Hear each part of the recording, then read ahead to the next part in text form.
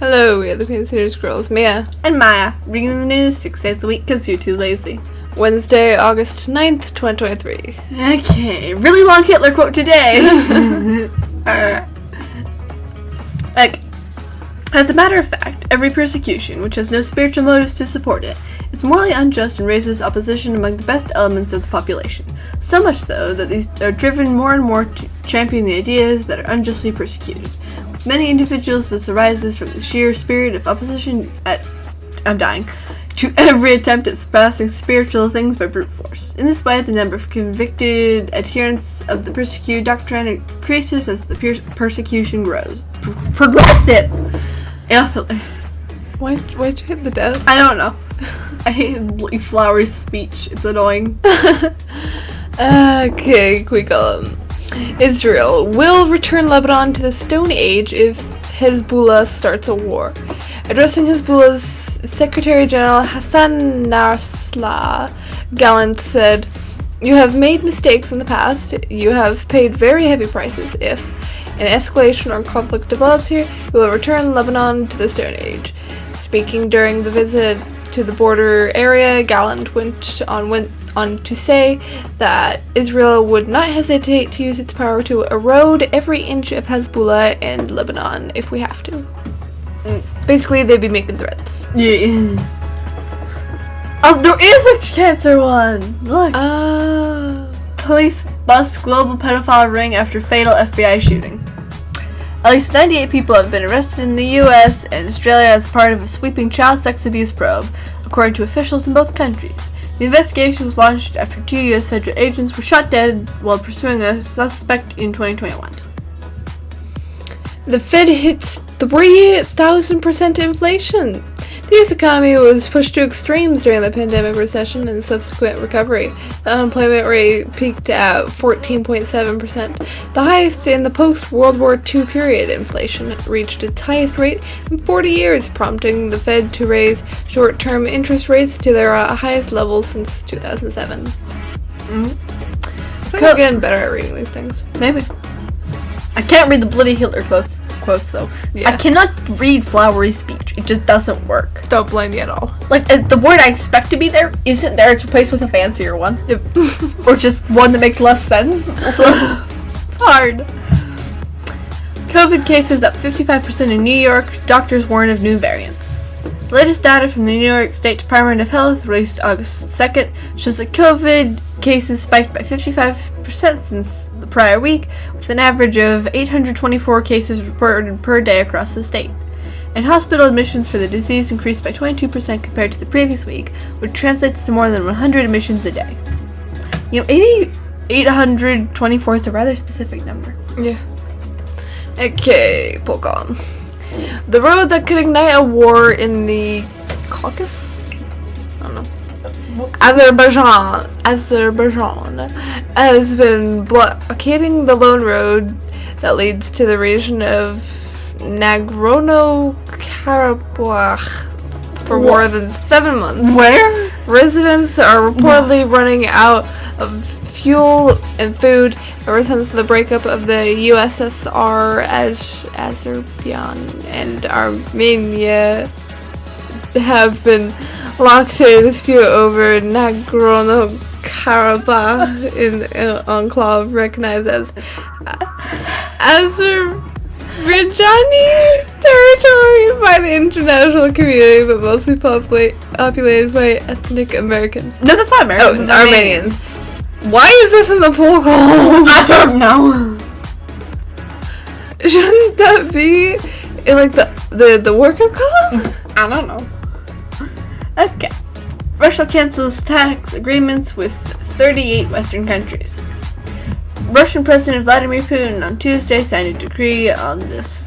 I'm dying. What's that word? A decree on the suspension of certain provisions of tax treaties with the United States, several EU countries, and other so-called unfriendly states.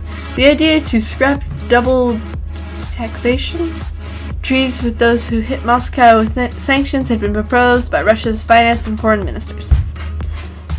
I'm still angry that apparently they're not both named Vladimir. One's Volodymyr. Yeah, it's weird. I'm convinced Did that Zelensky change his name? If I looked up Vladimir Zelensky, would it still give me the same result though? I don't know. I wonder. Okay. White House cocaine traced to individual in Biden family orbit. If you want the name, ask Joe Biden, claims source.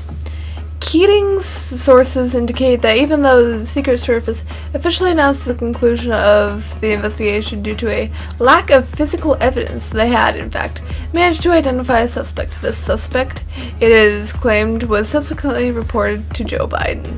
One of these sources told Keating, if you want the name, ask Joe Biden. He knows who it is. A different source was quick to clarify that the individual in question was not the president's son, Hunter Biden. It's Biden himself. I added that in. That's not part of the story. Okay. Biden mocked for choosing the Weather Channel for a rare sit-down TV interview. Hunter Biden's former business partner Devon Archer told Congress during a closed-door testimony earlier this month that Elder Biden... Elder Biden. Final boss, Elder Biden. would often join business calls with his son. He insisted, however, that it was mostly casual conversations about things like the weather.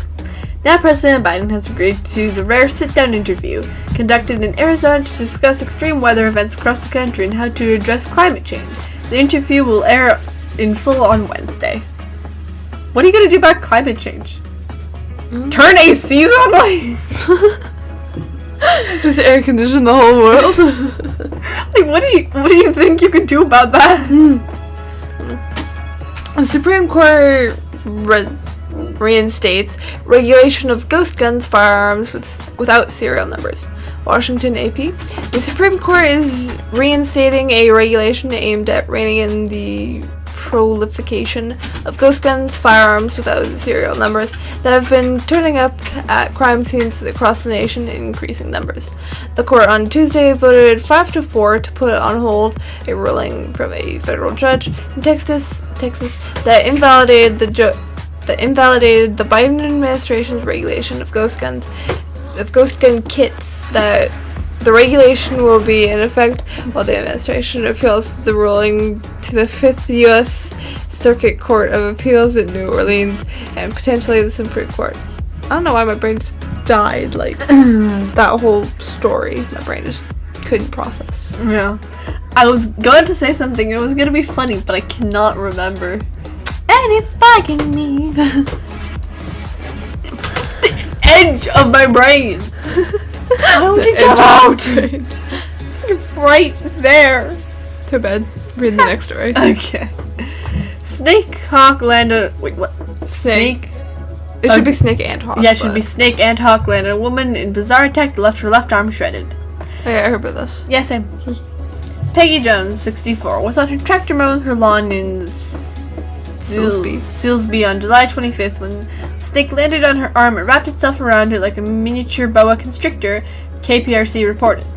The snake was squeezing so hard that I was waving my arms in the air, she told the outlet. And then this hawk was swooping down and clawing my arm over and over, and I just kept saying... What? Just say... Nah. Not gonna, okay. Nah. Okay. A little bit weird there, but alright. Okay, monkey gone.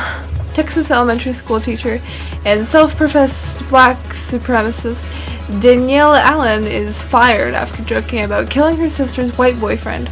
I enjoy being racist.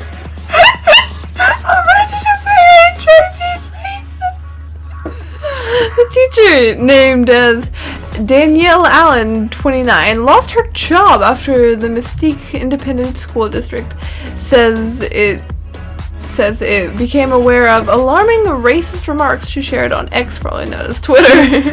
X, formerly known as Twitter.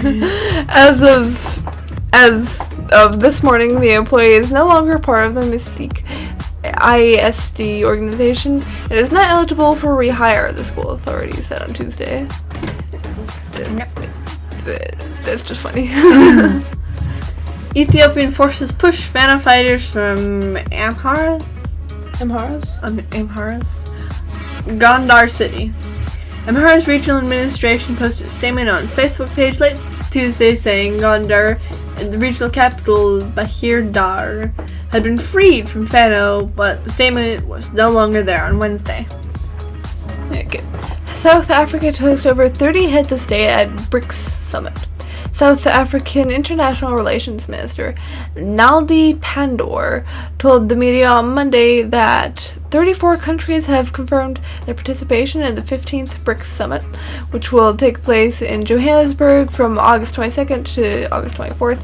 The host's agenda will focus on expanding the bloc's membership and developing a BRICS currency to challenge the dominance of the US dollar, the minister added. Yeah. Niger coup leaders rebuff diplomatic overtures from EU, well, not EU, I'm dying, AU, acronym that's really long. ECOWAS.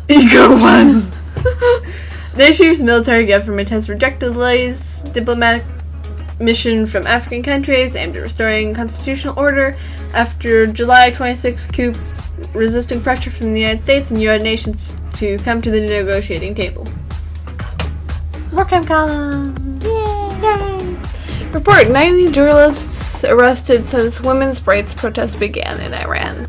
According to the committee, which was formed in the wake of the Mahsa Amini protests, the majority of journalists were conditionally released over the past months, while others benefited from amnesty.